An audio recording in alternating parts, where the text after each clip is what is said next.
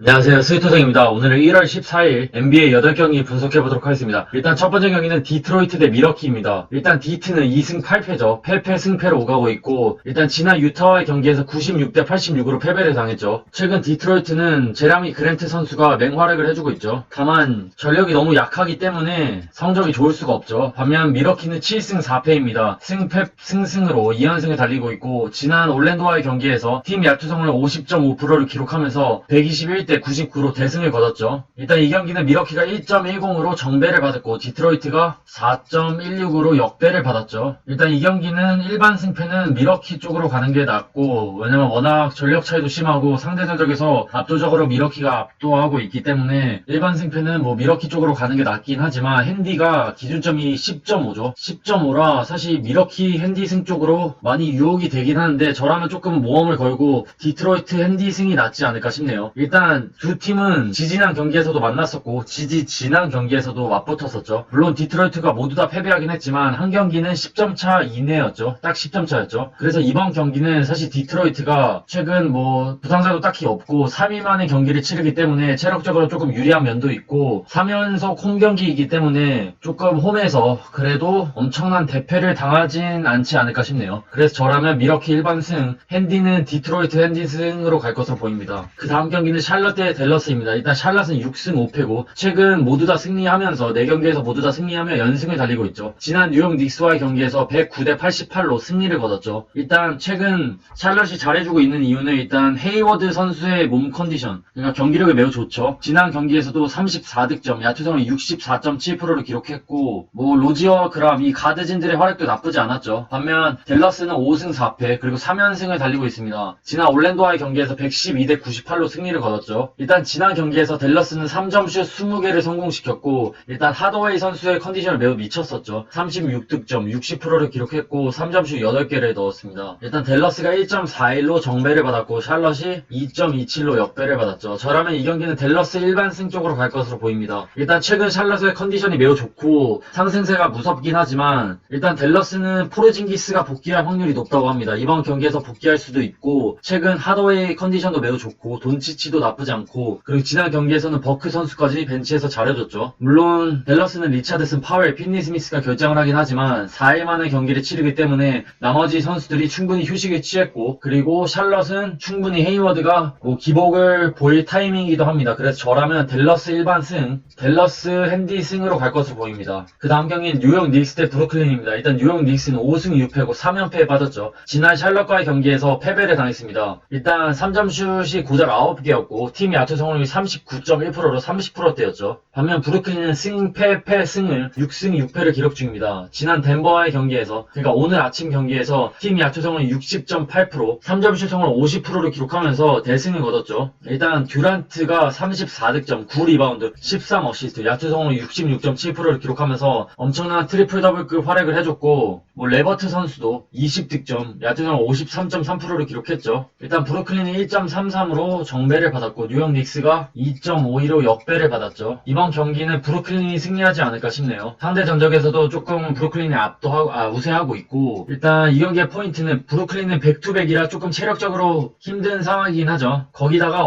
카이리 어빙이 진짜 말도 없이 팀을 이탈한 상황이라 이번 경기도 뛰지 않을 가능성이 매우 높고, 다만 듀란트가 살아났다는 것이죠. 그래서 저라면 브루클린 1만승만 갈 것으로 보입니다. 일단 브루클린 핸디승이 조금은 위험해 보이는 이유는, 일단 듀란트가 백투백이기 때문에 이번 경기에서 얼마나 뛸 수 있을지 모르겠네요. 그리고 최근 뉴욕 닉스의 득점력이 매우 저조하죠. 평균 80득점 후반대를 기록하고 있는데, 사실 브루클린의 듀란트가 마음 놓고 뛰지 못한다면 충분히 뉴욕 닉스가 핸디승을 가져갈 수 있기 때문에 저라면 조금 편하게 마음 먹고 브루클린이 일반승만 갈 것으로 보입니다. 그 다음 경기는 미네소타 대 멤피스입니다. 일단 미네소타는 3승 7패고 일단 연패를 탈출한 상황입니다. 지난 샌안토니오와의 경기에서 96대 88로 승리를 거뒀죠. 일단 컬버와 2득점, 헤르난드 고메즈가 7득점밖에 올리지 못했지만 비즐리가 24득점을 올려줬고 러셀이 27득점을 올려줬죠. 반면 멤피스 멤피스는 4승 6패 2연승에 달리고 있습니다. 지난 클리블랜드와의 경기에서 101대 91로 승리를 거뒀죠. 일단 지난 경기에서 3점슛 5개만을 성공시키긴 했죠. 외곽이 없긴 했지만 그래도 클라크가 15득점, 발란슈나스가 12득점, 브룩스 선수가 21득점을 올려줬죠. 일단 미네소타가 1.51로 정배를 받았고 멤피스가 2.05로 역배를 받았죠. 이 경기는 저라면 멤피스 핸디승 쪽으로 갈 것으로 보입니다. 멤피스 핸디승이 괜찮아 보이는데 일단 미네소타는 3일 만에 경기를 치르긴 하지만 뭐 계속 칼 앤서니 타운즈가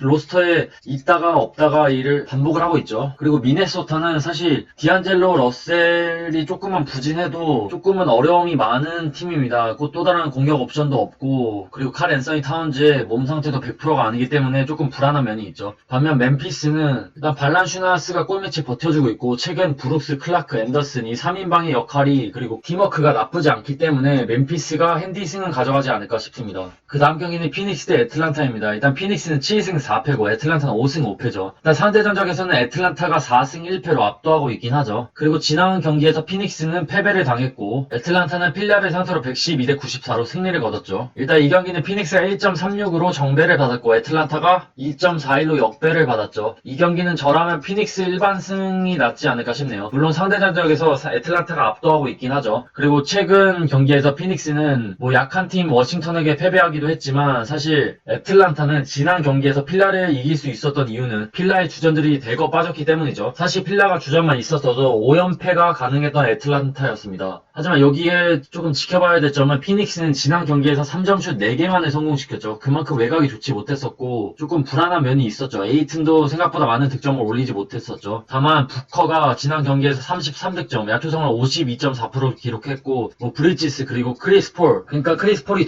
들어오면서 팀워크가 조금씩 좋아지고 있긴 합니다. 그래서 저라면 크리스 폴 그리고 부커 이 조화에 에이튼까지 그리고 브리지스까지 있는 피닉스가 승리하지 않을까 싶네요. 왜냐면 애틀란타의 최근 경기력이 그렇게 좋지 않고 조금은 하락세를 탄 상황이기 때문에 저라면 피닉스 일반승이 가장 좋아 보이고 피닉스 핸디승도 굳이 핸디를 건드린다면 피닉스 핸디승이 낫지 않을까 싶네요. 그 다음 경기는 LA 클리퍼스 대 뉴올입니다. 일단 클리퍼스는 7승 4패고 뉴올리언스는 4승 5패입니다. 일단 클리퍼스는 패승으로 퐁당퐁당으로 오가고 있고 일단 지난 시카고와의 경기에서 130대 127로 승리를 거뒀죠. 3점슛 20개를 성공시키면서 뭐 대승은 아니었지만 그래도 승리를 챙겼죠. 일단 레너드가 35득점, 야투성을 63.6%를 기록했고 3점슛 7개를 성공시켰고 그리고 여기 오타가 있죠. 포이조지 선수가 28득점을 올려줬죠. 일단 뉴올리언스는 3연패에 빠졌습니다. 지난 샬럿과의 경기에서 118대 110으로 패배를 당했죠. 일단 뉴올리언스의 문제점은 일단 뒷심이 너무 부족하죠. 항상 클러치 타임에서 조금 집중력이 많이 부족하고 지난 경기에서는 브랜든 잉그랜 선수가 17득점, 야투성을 27.3%로 조금은 부진했죠. 지난 시즌에 엄청난 활약을 해줬던 브랜든 잉그램 선수가 올 시즌에는 조금 기복을 보이고 있죠. 그리고 론조 볼과 블레드소 이 가드진이 조금 문제가 많죠. 이 두 명이 조금 기복이 너무 심하고 슛감이 너무 좋지 않죠. 일단 클리퍼스가 1.29로 정배를 받았고 뉴올리언스가 2.67로 역배를 받았죠. 이 경기는 일단 체크포인트는 클리퍼스는 주바치 선수가 출전 여부가 불투명하고 뉴올리언스는 론조 볼이 무릎 부상으로 결정할 확률이 있고 블레드소도 DTD 상황입니다. 그래서 저라면 클리퍼스 일반승이 가장 좋아 보이고 그리고 클리퍼스 핸디승이 낫지 않을까 싶네요. 일단 뉴올리언스는 5일 만에 경기를 치르기 때문에 조금 체력적으로 많이 유리하긴 합니다. 다만 최근 잉그램의 경기력이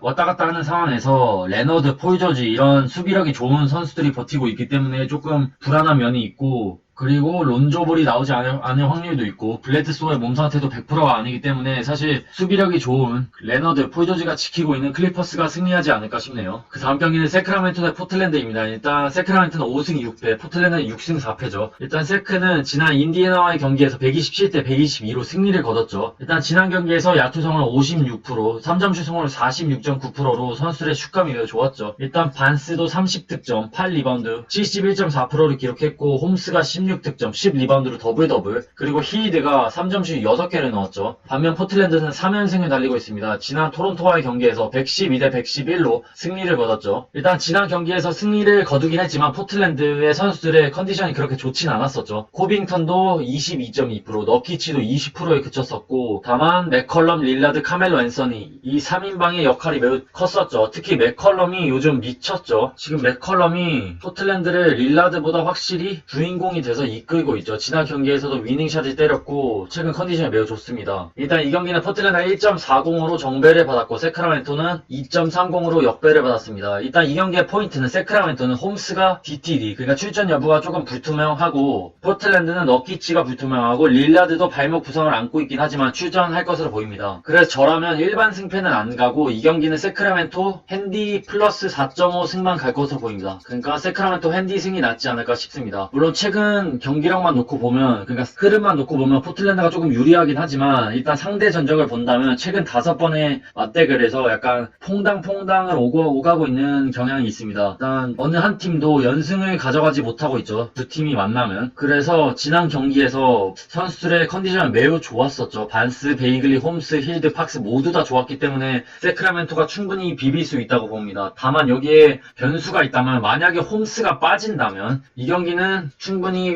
패스가 낫지 않을까 싶습니다. 그럼 1월 14일 NBA 8경기 분석해봤습니다. 시청해주셔서 감사합니다. 건승 렛츠고!